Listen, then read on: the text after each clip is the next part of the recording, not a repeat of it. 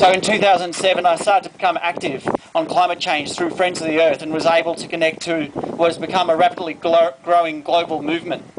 And over the last 3 years that I've been an activist, we've seen some worrying trends.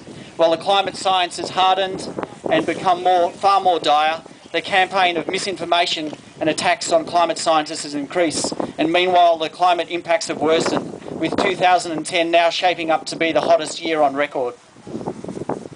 But standing against these trends is us, the largest people's movement the world has ever seen. And today is the second International Day of Climate Action, and again promises to be the most widespread day of political action in history, with over 5,500 actions in more than 180 countries. The theme of this year is Let's Get to Work, and for me, this is a recognition that our political leaders have failed us, and now it's up to us to do what needs to be done.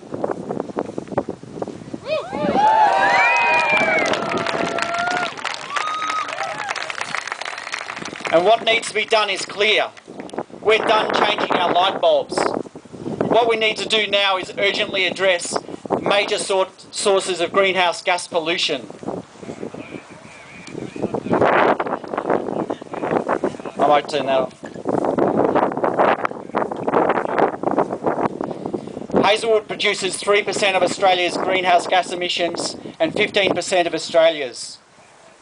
It's Australia's most carbon-intensive power station, and in 2005 a WWF report identified it as the world's most carbon-intensive power station.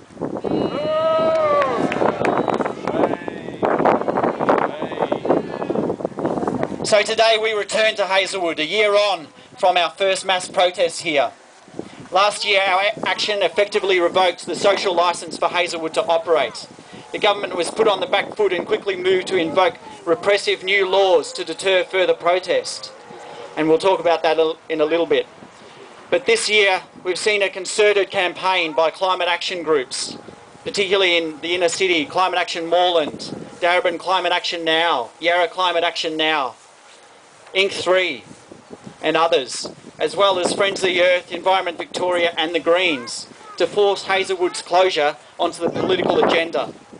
And we've been successful insofar as the government is now at least talking about, or at least making vague promises to close Hazelwood.